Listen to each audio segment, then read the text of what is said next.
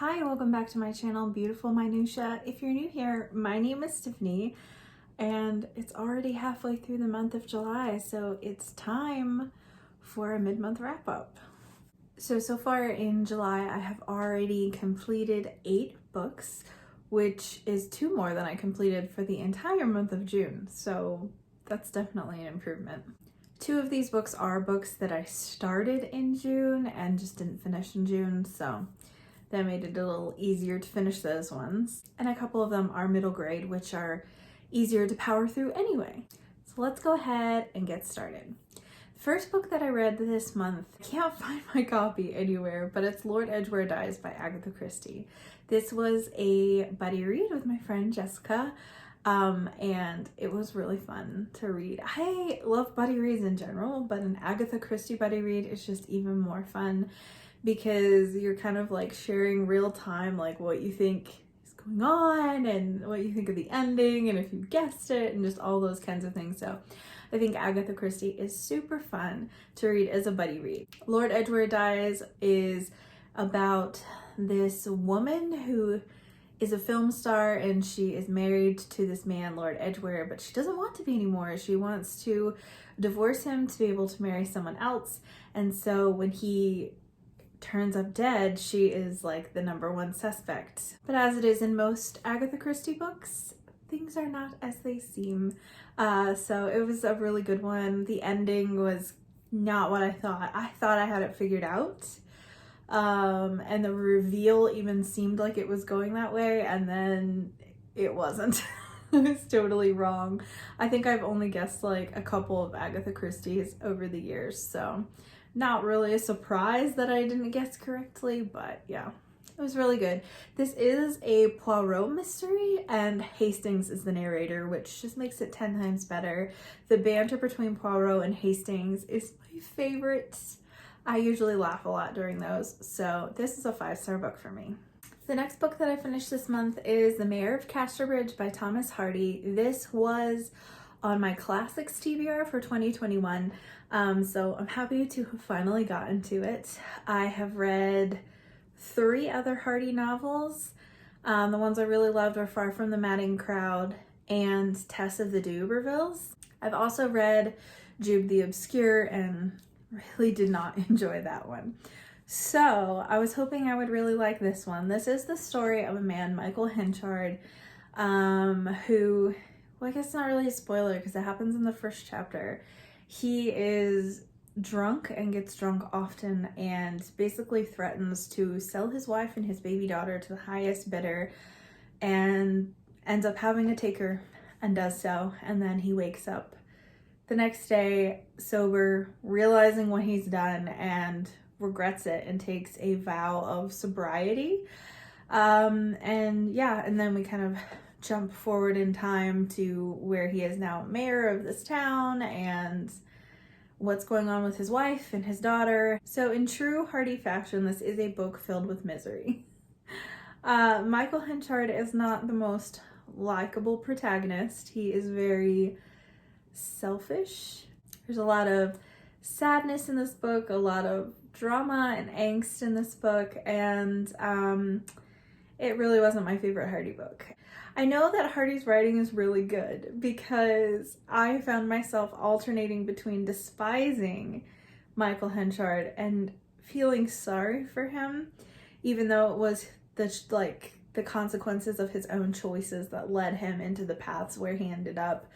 I still felt sorry for him at different points, but overall, I don't know, I feel like I didn't connect with the characters as much as I did in Far from the Madding Crowd and Tess of the D'Urbervilles, so it wasn't my favorite Hardy, but I didn't dislike it like I did with Jube the Obscure.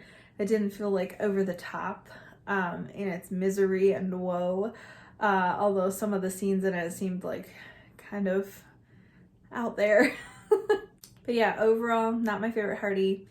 Love his descriptions of countryside. I think his character development is good, but this one just didn't really connect with me very much for some reason. So I think I might have given it 4 stars on Goodreads. It might be closer to like a 3.5, but yeah, I was expecting a 5-star hearty, so I was a little disappointed by that.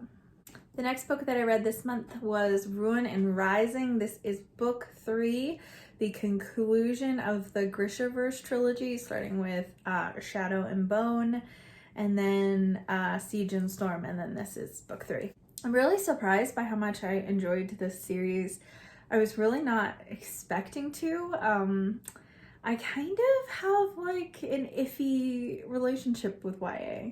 Sometimes I'll enjoy it, and sometimes just like the angst and the romantic tropes get to be a bit too much for me. I can't really discuss very much of this book without giving massive spoilers for book 1 and book 2, but I didn't like this book quite as much as I liked the other 2.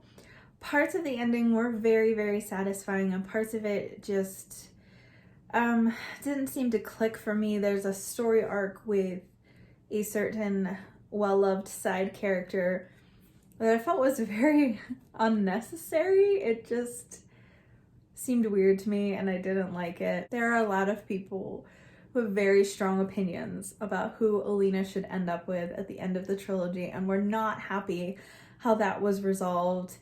And she did end up with the person that I wanted her to end up with, but there were just elements of the ending that just didn't click with me.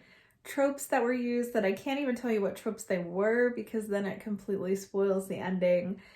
So, I don't know.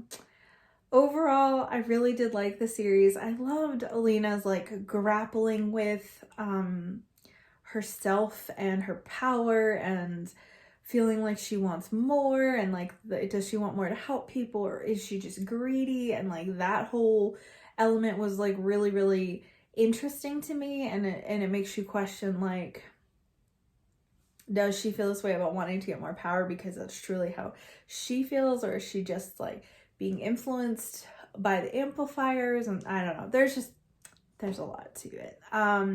It's a really interesting series, and I love the elements of Russian culture within it. That was like one of the things that really like clicked for me. I also thought the fantasy world was really interesting. It's not super in-depth. This isn't like Brandon Sanderson level magic systems by any means. It's really not very deeply explored compared to like higher fantasy, but I did really enjoy it and thought that the powers of the Grisha were really interesting, really unique ideas.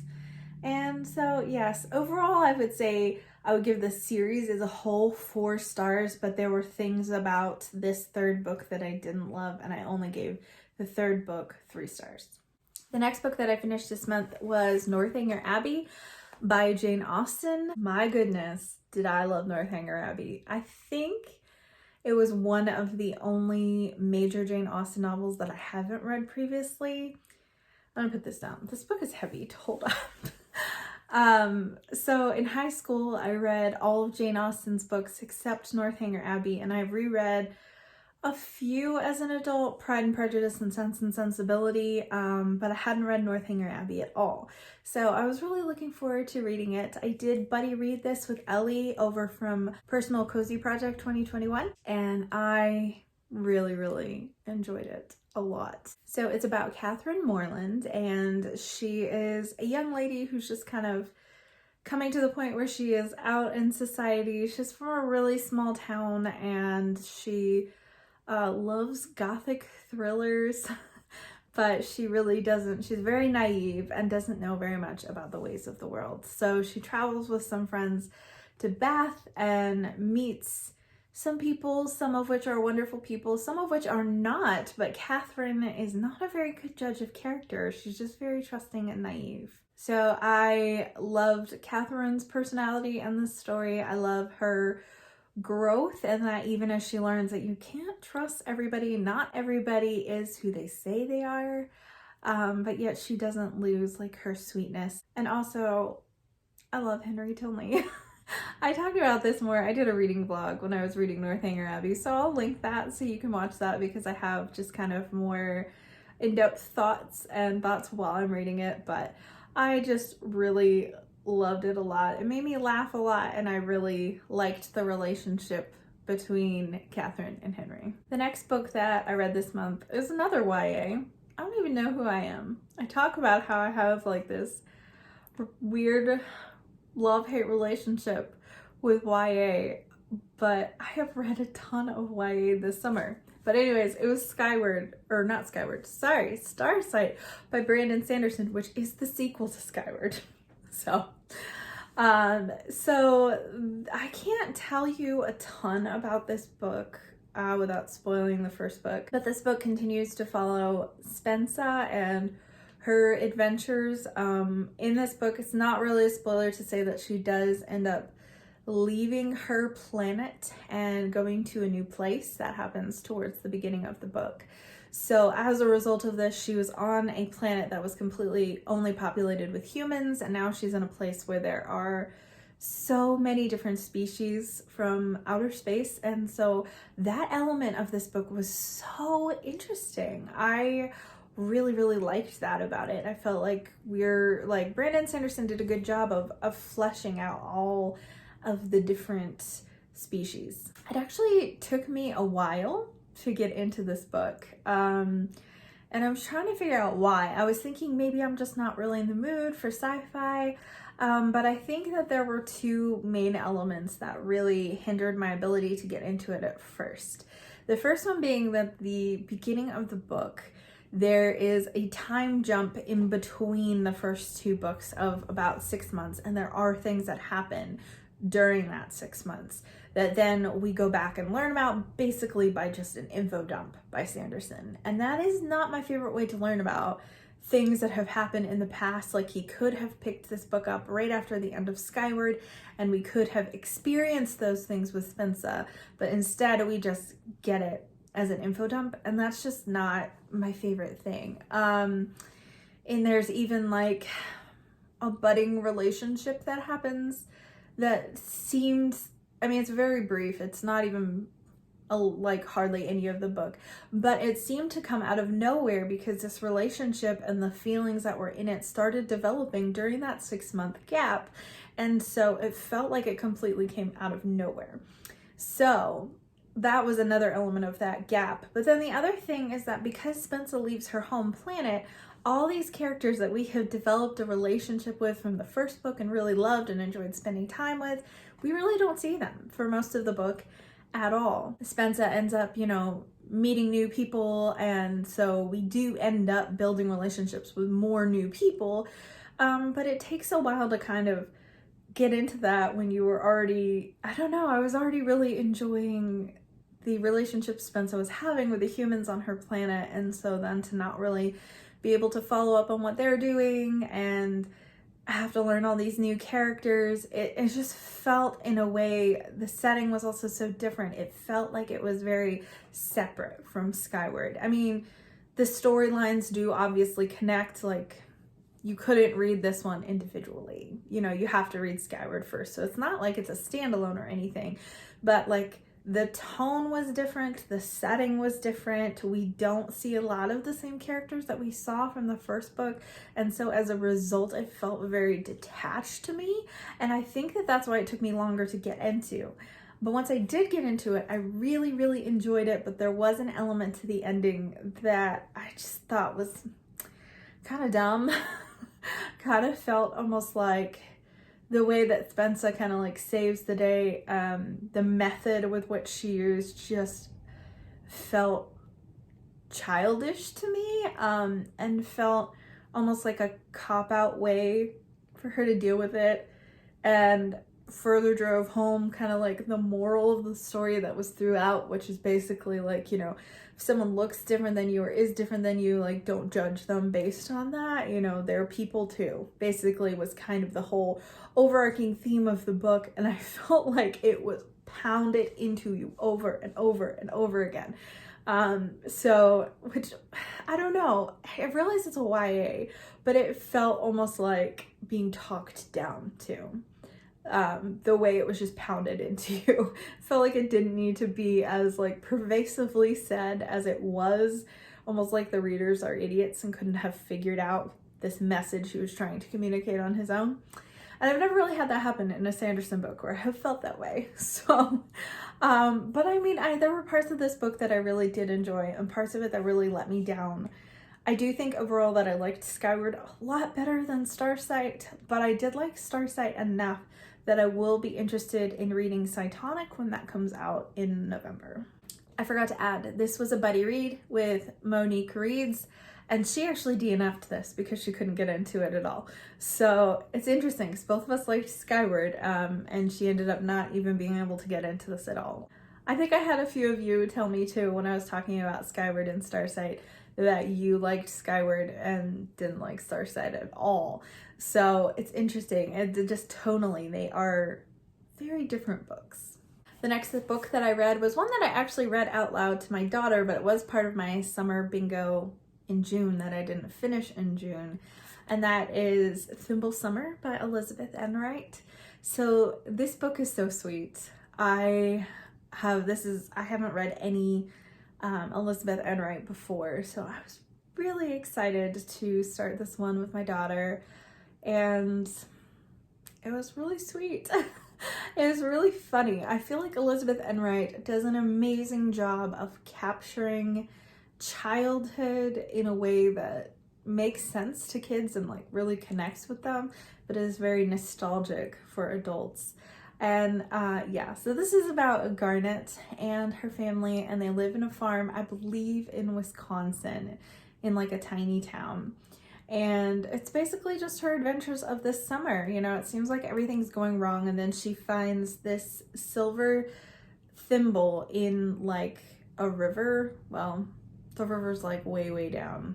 I guess it's more like a creek, but it's way down because there's been a drought, and she finds this silver thimble and she believes like it's good luck, and then that night the rain comes and the drought is over, and then all these good things happen throughout this summer, and she believes it's the result of her finding this silver thimble. So it was really wholesome and sweet, and I think that if you are a fan of Eleanor Estez's writing, that you would also really enjoy Elizabeth Enright.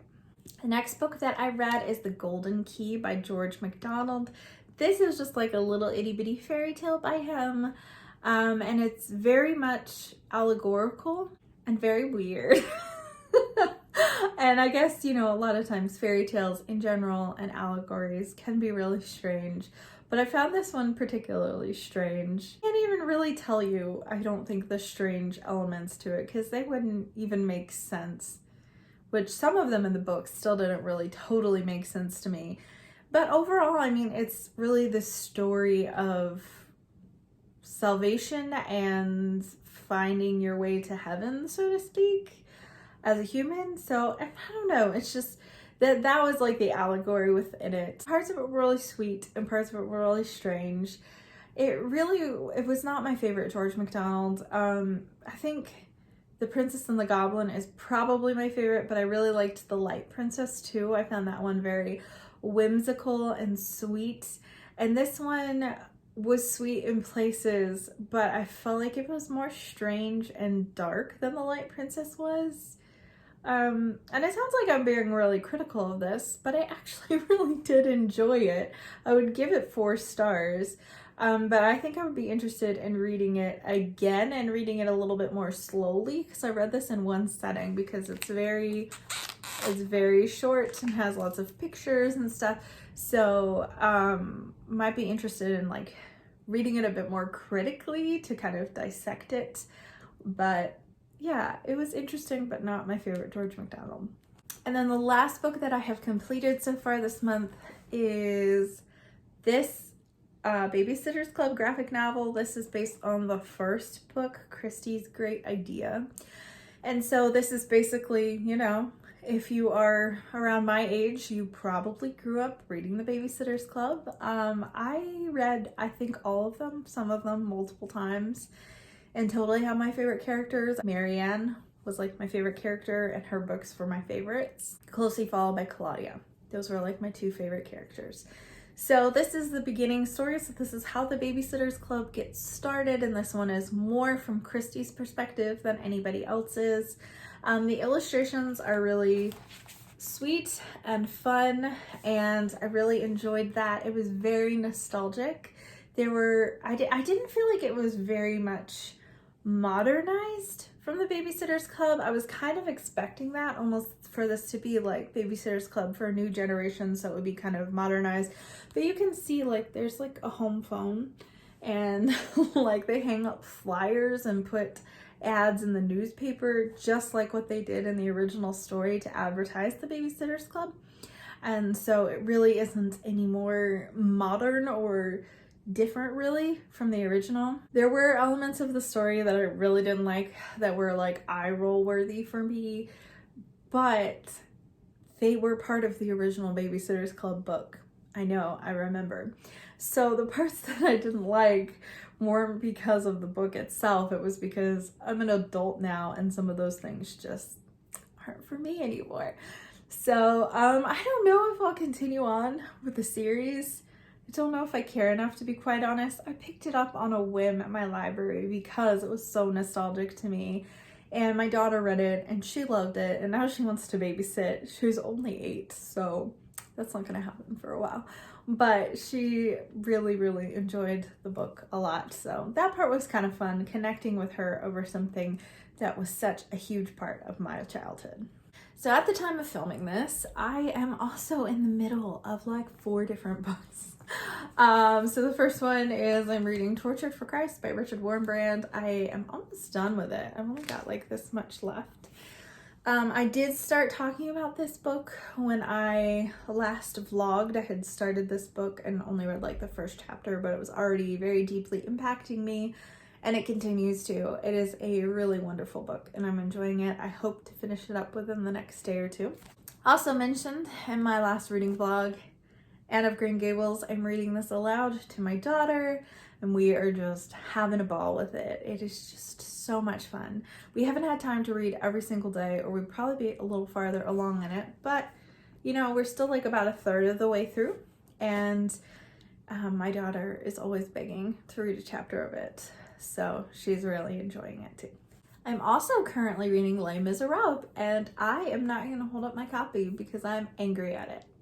I've had this copy of Les Mis for probably at least a decade, and I had read Les Mis, or started to, on my Kindle before and DNF'd it on that, and I started reading the first chapter in the physical book and I was like, wow, this chapter is really short. And then I looked at the front of my copy of Les Mis. It's abridged. It's an abridged copy. I'm like, you know what? If I'm investing all the time to read this book as a buddy read, I am not reading an abridged version of this book, which is hilarious because the abridged version is 800 pages. I just ordered an unabridged version and it's 1,400 pages. So it's definitely going to be a lot more. So, but I am still kind of plugging around on my Kindle a little bit for it, but I don't love reading books digitally. So I'm reading a little bit so I don't fall too far behind, but I'm waiting for my new copy to get here, and it's supposed to be here tomorrow. So then I can kind of dive in and get some more reading done there. And the last book that I am still in the progress of reading is Nightfall, which is book 6, I think. Yes. Book 6 of Keeper of the Lost Cities. And I'm maybe a third, not quite half the way through. And I am enjoying this to an extent. I don't know, they're playing the love square thing way harder than in other books so far. But I've enjoyed the books so much that I'm trying to be fair. At least like they haven't been obsessively about romance from the beginning. There's been elements of it here and there, but I don't know. That whole scene with Dex in this book, if you read it, you know what I'm talking about. It was just pointless. It was just pointless. Anyways, that's all I'm going to say about that. But there's lots of interesting stuff that happens. And my daughter told me that the end of this book has a huge, massive plot twist. So I definitely want to keep going. And then we have the 2 books that come after this. So I do want to continue in the series. I have invested much time in it so far and have really enjoyed it overall. So I am looking forward to continuing it, and I am enjoying it overall, other than that one part. Well, that is all for my mid-month wrap-up so far for what I have been reading. Some of the books have been a little disappointing. Some have exceeded my expectations. So kind of a little bit of everything this month, I guess. If you have read any of the books that I have mentioned, please share with me in the comments below. I would love to hear your thoughts. Sometimes I have super unpopular bookish opinions. So be interested to know, especially like what you think of Shadow and Bone and the end of the trilogy. If you liked it or didn't like it, if you were dissatisfied with it, yeah, it would be interesting to hear your thoughts. And also let me know what you have been reading lately. As always, if you liked this video, please hit like and also subscribe, and I will see you again next time.